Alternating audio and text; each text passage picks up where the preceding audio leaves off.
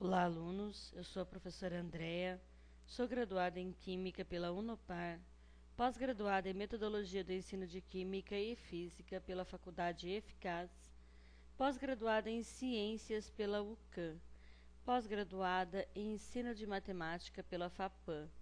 Estou graduando em Física pela FGF. Irei ministrar para vocês, neste módulo, a disciplina de Química. Vamos iniciar nossa aula, então, fazendo uma pergunta. O que a química estuda? O que essa ciência química estuda? Pois bem, ela estuda a matéria, as transformações sofridas por esta matéria e a energia gasta nessas transformações. Tá? E o que é matéria? Matéria é tudo que tem massa, e que ocupa um lugar nesse espaço.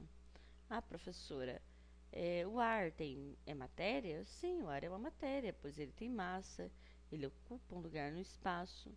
E o corpo? O corpo é uma porção limitada desta matéria. E o objeto? O objeto é um corpo que tem uma finalidade específica. Tá? E do que essa matéria ela é constituída? Então, toda a matéria, tudo que nós conhecemos, ele é constituído por partículas minúsculas, chamada de átomo. Átomo significa indivisível.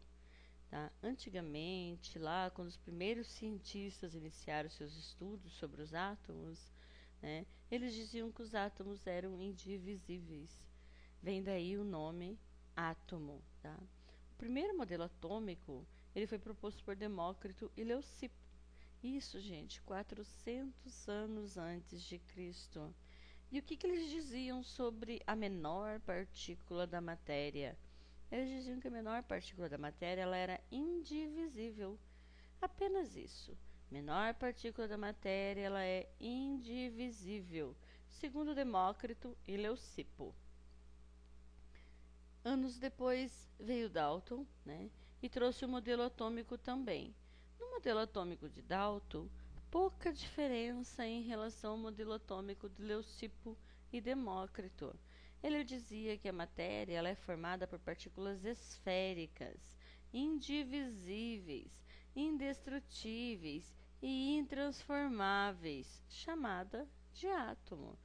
Então, segundo Dalton, nós teríamos esferas maciças, indestrutíveis. Esse é o ponto alto do modelo de Dalton. Não se difere muito do modelo anterior, não é mesmo? Thomson já trouxe um modelo mais revolucionário, mais próximo do que nós temos hoje. Para Thomson, ela era uma esfera homogênea, já não mais maciça, de cargas positivas.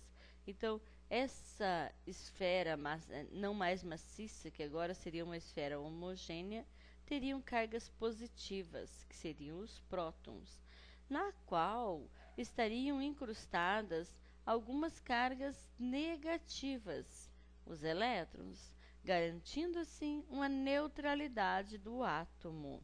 Tá? Então vamos lá.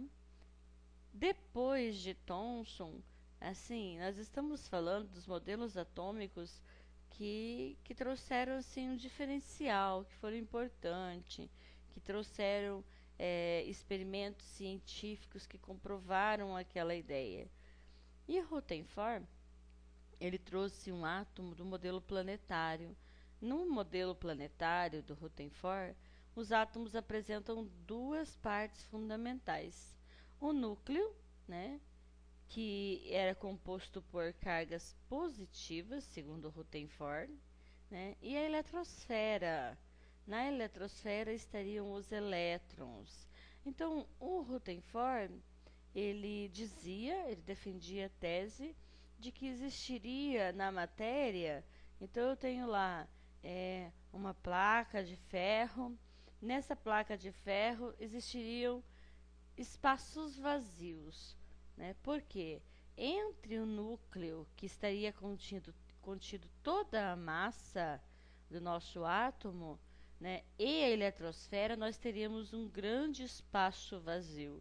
Em proporção, segundo Rutherford, nós poderíamos dizer que, ao colocarmos uma bola no centro do Maracanã, por exemplo, né, esta bola seria nosso núcleo, onde está contido toda a massa do átomo. E o círculo em volta do Maracanã seria nossa eletrosfera. Então, no modelo atômico de Rutherford, teria um grande espaço vazio entre a matéria. Mas como em ciências não adianta falar sem provar, Rutherford trouxe um experimento, né, o famoso experimento de Rutherford, onde ele colocou polônio dentro de um bloco de chumbo, né, porque o polônio é altamente radioativo. Ele emana, ele dispara partículas alfas, partículas positivas, deixou um pequeno orifício, né, para quê? Para emanar, né, para atirar partículas positivas contra uma placa, uma lâmina de ouro finíssima.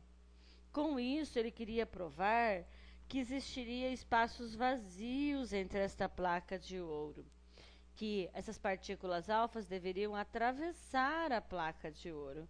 Se o átomo fosse, segundo Dalton, uma esfera maciça, indivisível, indestrutível, né, essas partículas não deveriam atravessar a placa.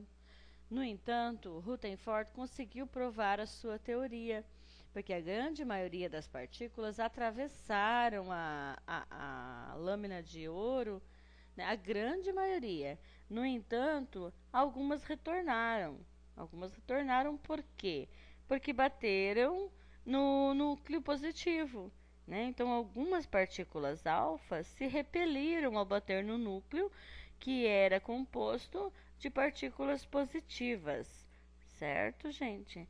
Então, esse é o famoso experimento de Rutherford, bastante falado em vestibulares, em cursinhos, bastante comentado. O experimento de Rutherford, que conseguiu provar que a matéria ela é feita de partículas, que existe um grande espaço vazio entre a matéria, na verdade. Tá ok? E ó, Niels Bohr, em 1920, ele veio e melhorou esse modelo atômico do Rutherford. Ele aplicou a teoria da quantificação dos elétrons, com base na teoria do Rutherford, né? Em cima da teoria do Rutherford, ele fez a quantificação, né? Ele trouxe uma teoria da quantificação dos elétrons. Vários outros físicos ainda ajudaram a criar o modelo existente até hoje. Entre eles aí podemos citar o Albert Einstein, né, o James Chadwick,